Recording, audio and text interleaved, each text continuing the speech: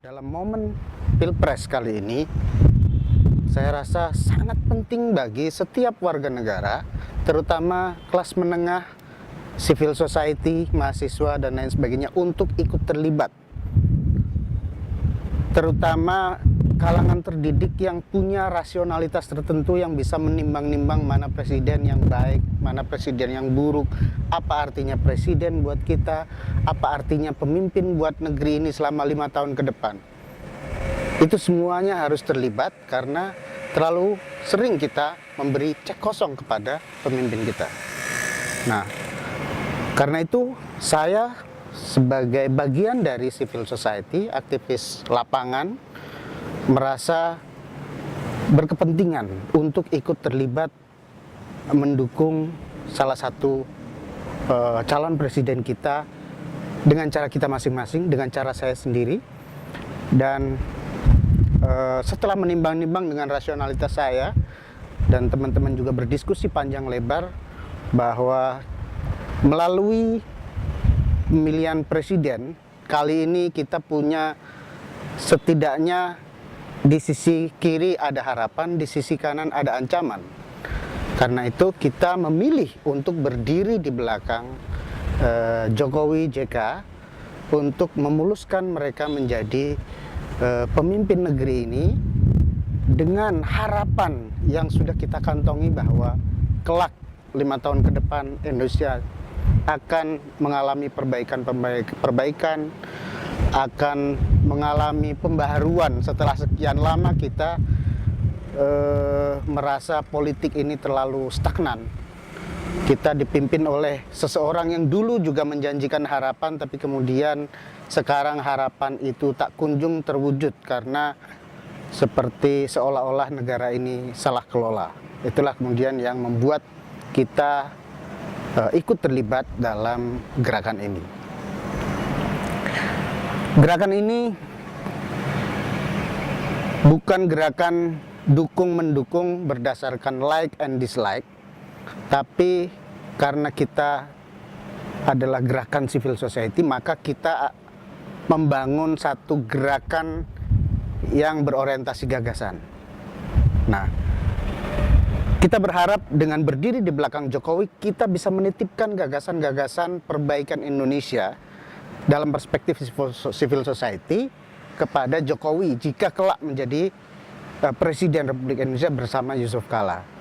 Karena itu kita membangun gagasan-gagasan, mengkoordinasikan beberapa jaringan civil society dari beberapa kalangan, beberapa elemen isu yang kemudian kita koordinir, membangun gagasan, dan kemudian menitipkannya ke Jokowi. Tentu saja saya sebagai aktivis pluralisme, aktivis keberagaman yang juga terlibat dalam mengadvokasi kasus-kasus kelompok minoritas, menitipkan sesuatu kepada Jokowi, terutama dalam konteks pengelolaan keragaman Indonesia. Kita tahu Indonesia sangat beragam, semua orang juga tahu itu, hampir semua pidato resmi kenegaraan menyebut itu, menyebut keragaman, menyebut Bhinneka Tunggal Ika, menyebut Pancasila dan lain sebagainya. Tapi komitmen itu tidak diwujudkan dalam langkah-langkah nyata. Kita melihat Jokowi berpotensi mewujudkan itu dalam langkah-langkah yang lebih konkret. Juga ada komitmen pribadi Jokowi yang kami lihat berdasarkan latar belakang, track record dan lain sebagainya, dia punya komitmen.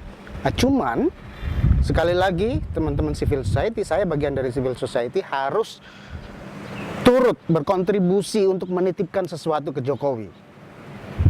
Ini Pak Jokowi, Pak JK, ada sekian warisan pemerintahan yang dulu, bukan hanya SBY tapi bahkan sebelum SBY, yaitu warisan diskriminasi berbasis agama. Banyak kelompok minoritas yang masih merasa bagian dari warga negara ini, tapi bagian nomor 2. Banyak warga kelas 2 di sini yang selalu didiskriminasi bahkan sejak dia lahir. Bayangkan kalau ada kelompok penghayat kepercayaan yang tidak diakui sebagai agama di negeri ini, tidak boleh mencantumkan agama pribumi yang sudah dianutnya bahkan sebelum Indonesia ini ada, dalam KTP-nya, dalam kartu identitasnya, dan lain sebagainya, sehingga itu berefek kepada anak turun mereka, keturunan mereka, bahkan sampai lahir. Beberapa anak dari penghayat kepercayaan misalnya tidak diakui sebagai anak yang sah karena lahir dari ibu atau bapak yang tidak diakui secara resmi agamanya.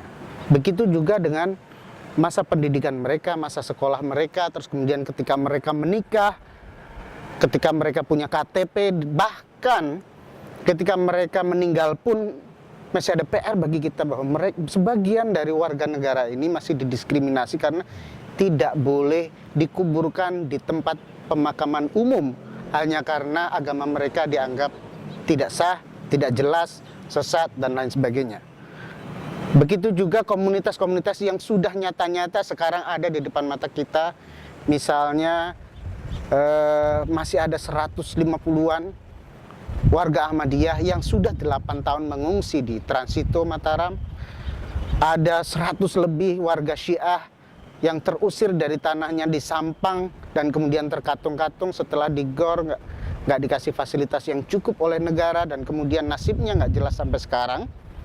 Kemudian ada sekelompok masyarakat yang tiba-tiba mendeklarasikan diri anti kelompok tertentu dan menganggap layak membunuh kelompok itu atas nama perbedaan keyakinan. Ini PR-PR yang mau tidak mau harus menjadi catatan penting Jokowi JK jika kelak menjadi presiden Indonesia di tahun-tahun mendatang. Bersama Pak Jokowi dan Pak Yusuf Kalla, ayo majukan Indonesia.